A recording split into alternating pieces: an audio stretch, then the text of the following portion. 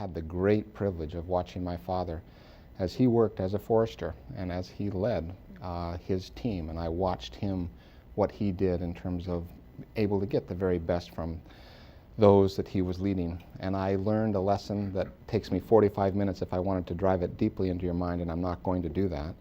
But first, a leader who wants to be a leader in fact, not just simply a leader in position.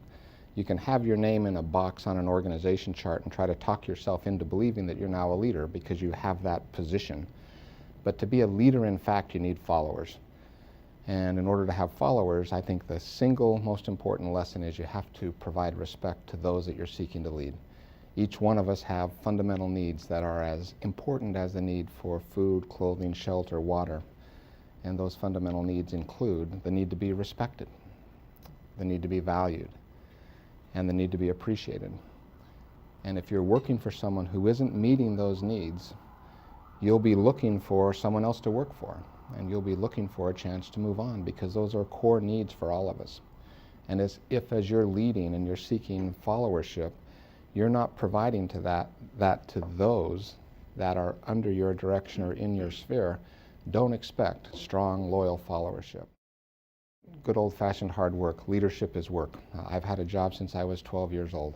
I watched my parents work. I understand that work is, in fact, a big part of what leadership requires, and you need to be able to do that. Secondly, you've got to be willing to take some risk, and when the door of opportunity opens, you have to walk through it.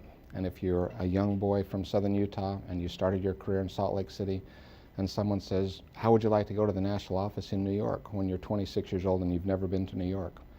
What you need to do is say, that sounds terrific. What I believe is that the world has changed. And the world is a very different place today than the world that existed when perhaps all of those books were written. And I don't even like the word change to describe what I think has occurred. I prefer the word shift. And I believe the world has shifted. And it is very different than the world that existed.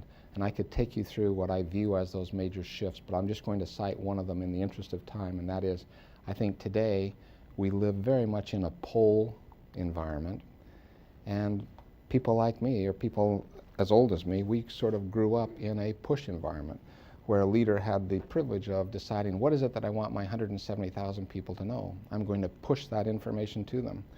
And what were they required to do? It was basically the only way they could really learn about Deloitte, and so they accepted it and read that information. But what happens today? They're pulling what they want. And when I push things to them, they decide whether they're going to read it or not. But they do not live in a push world. They absolutely live in a pull world. And the world of technology has dramatically changed. How people obtain information, how they shop, how they make judgments, what it is that they're going to rely on, how they try to validate information that's given to them. We've all become auditors in one way or another in terms of the data that we're able to pull. But it's a very different world, and so therefore I think from a leadership point of view, it's also a very different world.